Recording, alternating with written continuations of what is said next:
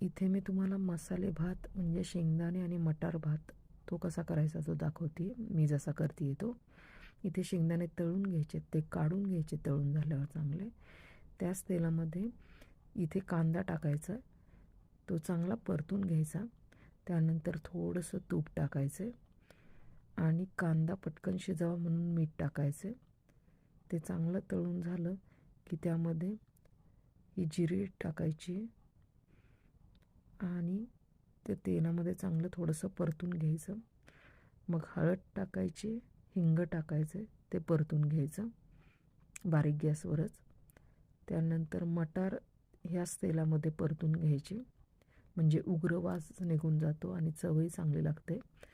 हे गाजर घेतलेले आहेत, हे गाजर मोठे घेतलेले होते काप त्याचे, तुम्ही छोटे करूनही घेऊ शकता.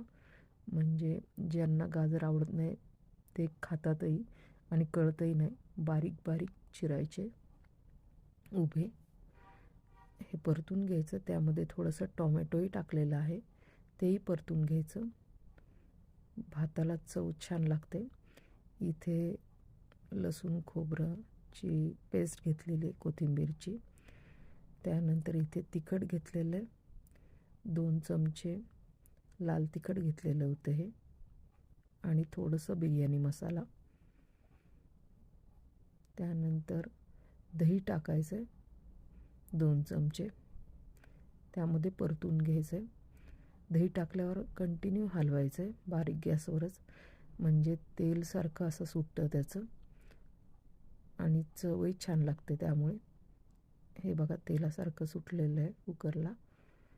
अगदी छान परतून झाले सगळं. आता त्यामध्ये हे तांदूळ धुवून घेतले होते ते टाकलेले आहेत. ह्याचा वास इतका छान सुटला होता, सगळ्या घरभर वास येत होता.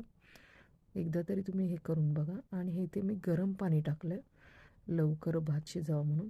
तूप टाकलेलं आहे वरतून, वास चांगला व्हावा आणि सुट्टा व्हावा थोडासा भात.